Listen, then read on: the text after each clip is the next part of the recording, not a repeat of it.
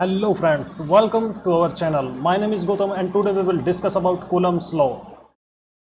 Guys, Coulomb's एक French military scientist और physicist थे जिन्होंने किन्हीं टू चार्ज्ड पार्टिकल्स या बॉडीज के बीच में फोर्स कैलकुलेट करने के लिए कुछ एक्सपेरिमेंट्स किए और अपने रिजल्ट्स दिए। तो गाइज चलिए देखते हैं कि कूलम्स ने हमें क्या रिजल्ट्स दिए। गाइज कूलम्स का ये रिजल्ट था जो हम पढ़ते हैं कूलम्स लॉ से।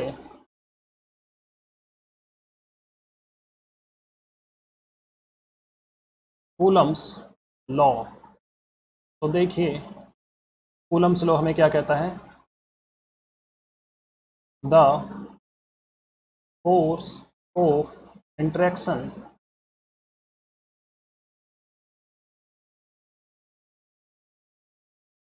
Between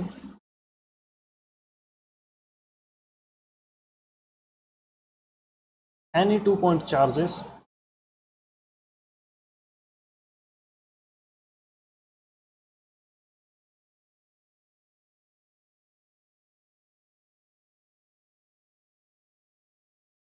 is directly proportional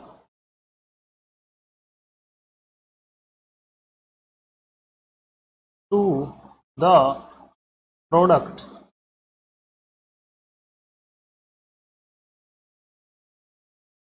of charge and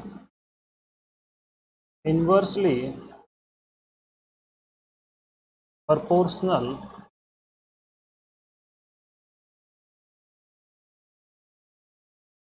to the square of distance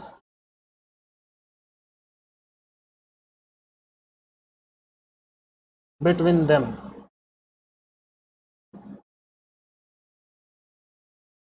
okay, तो कूलम्स का ये रिजल्ट था कि जो फोर्स है किन्हीं टू पॉइंट चार्जेस के बीच में वो डायरेक्टली प्रोपोर्शनल होगी उन्हीं के प्रोडक्ट के और डिस्टेंस बिटवीन देम, जो उनके बीच में डिस्टेंस है उसके। मींस उनका रिजल्ट अब हम मैथमेटिकल फॉर्म में कैसे लिखेंगे, that is F is directly proportional to the product of charge. Means मान लीजिए क्या वन ए को चार्ज है और को क्या टू कोई दूसरा चार्ज है, इन दोनों के बीच में प्रोडक्ट और डिस्टेंस मान लीजिए उनके बीच में आर है का स्क्वायर। ओके गाइज, तो ये रिजल्ट था कूलम्स का। मान लीजिए हम इसे इक्वेशन 1 कहते हैं।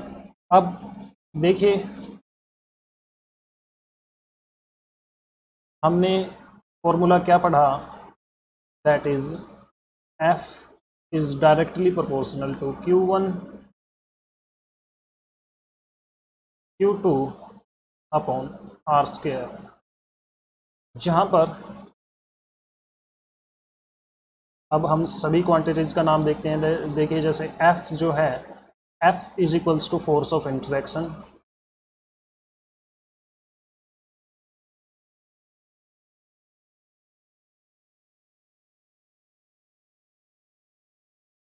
एंड Q1 Q2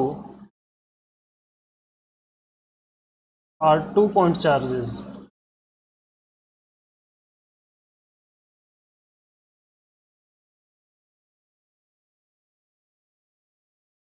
जो कि एक डिस्टेंस r से सेपरेटेड हैं। ओके,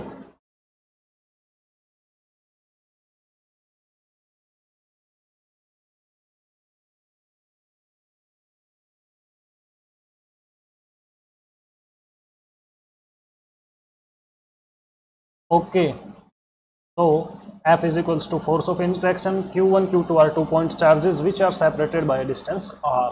ओके, अब देखिए हम कूलम्स लॉ को कैसे लिख सकते हैं। हम ये जो सिंबल है प्रोपोर्शनैलिटी का, इसे हटाएंगे तो हम रिजल्ट्स को कैसे लिखेंगे। प्रोपोर्शनैलिटी को हटाने के लिए हम एक प्रोपोर्शनैलिटी कांस्टेंट लगा देंगे, that is k। Okay, Q1 Q2 upon R square. Okay guys, तो इसे हम मान लेते हैं सेकेंड इक्वेशन। अब चलिए आगे करते हैं। तो अब हम इन सब की वैल्यूज को पुट कर देते हैं, मीन्स पाई की वैल्यू और एप्सिलॉन नॉट की वैल्यू पुट कर देते हैं, तो हमारे पास रिजल्ट आता है k is equals to 9 into 10 raise to power 9 newton metre square पर कूलम स्क्वायर। ओके, अब गाइस इसमें जो ये वैल्यू है हमारी, इसको हम अपनी इक्वेशन में पुट करेंगे, जो कि हमारी इक्वेशन नंबर सेकंड थी। तो देखिए फोर्स हमारे पास क्या आएगा, force is equals to 1 upon 4 pi epsilon naught Q1 Q2 upon R square. Okay, तो ये हमारे पास रिजल्ट आ गया k की वैल्यू पुट करने के बाद। अब हम इसे इक्वेशन नंबर थर्ड मान लेते हैं। ओके गाइस, अब यहाँ पर देखिए एप्सिलॉन नोट क्या है। Epsilon naught is absolute electrical permittivity.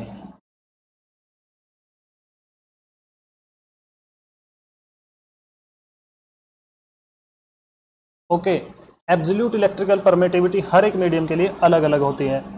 Okay, चलिए अब हम एब्सोल्यूट इलेक्ट्रिकल परमिटिविटी को देखते हैं कि ये क्या है। देखिए हमारे पास जो रिजल्ट था लास्ट, वो रिजल्ट था F is equals to 1 upon 4 pi epsilon naught Q1 Q2 upon R square.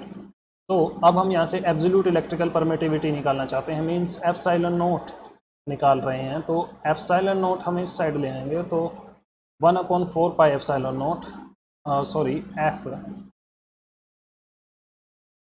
Q1 Q2 upon R square, यह होगा एप्सिलॉन नोट। अब जैसा कि ये फॉर्मूला हो गया एब्सोल्यूट इलेक्ट्रिकल परमिटिविटी का, अब यहाँ से हम इसकी यूनिट निकालते हैं, units of absolute electrical permittivity.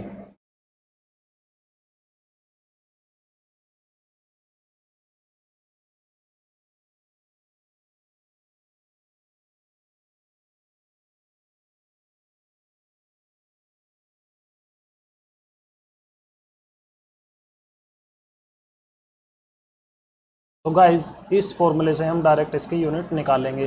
Guys ये जो यूनिट है ये कई बार हमारे एचटेट के पेपर में भी पूछी जाती है। तो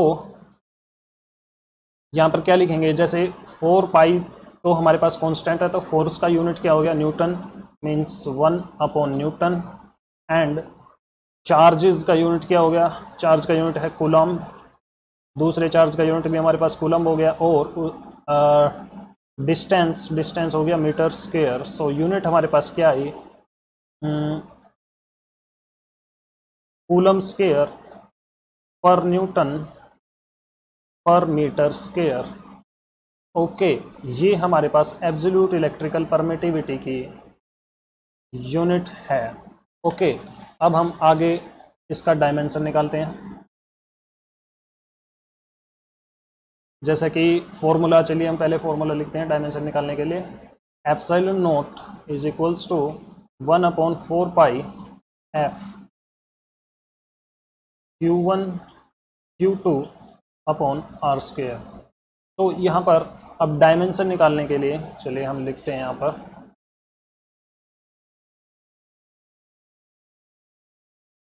एब्सोल्यूट इलेक्ट्रिकल परमिटिविटी।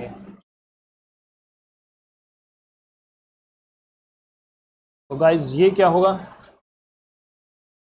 देखिए हम यहाँ पर लिखते हैं, देखिए epsilon naught is equals to, जैसा कि देखिए 1 अपॉन 4 पाई तो कांस्टेंट है, और फोर्स का हम डायमेंशन जानते हैं ML T-2। ये हमने 11th क्लास में कई बार याद किया हुआ है फोर्स का डायमेंशन। ओके, चार्ज का डायमेंशन अब हम जानते हैं, दैट इज 80। सिमिलरली दूसरे चार्ज का डायमेंशन 80। अब डिस्टेंस L स्क्वायर। ओके, तो इसे कैलकुलेट करने के बाद हमारे पास क्या बनेगा, m L2 L-3 T raise to power 4 A raise to power 2, ये हमारे पास डायमेंशन बन गया एब्सोल्यूट इलेक्ट्रिकल परमिटिविटी का। Okay,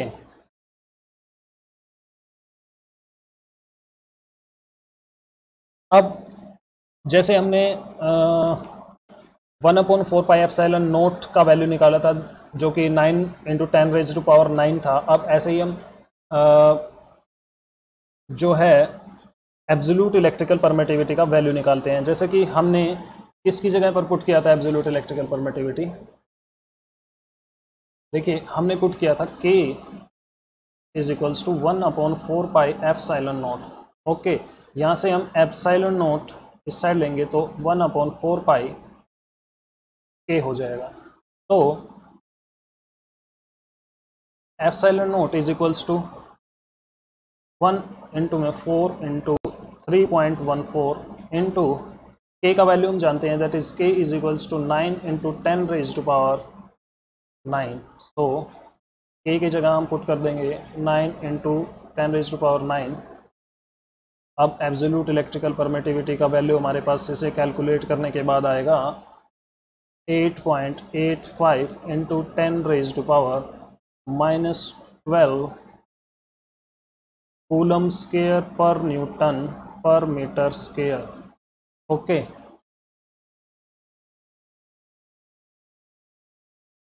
so guys,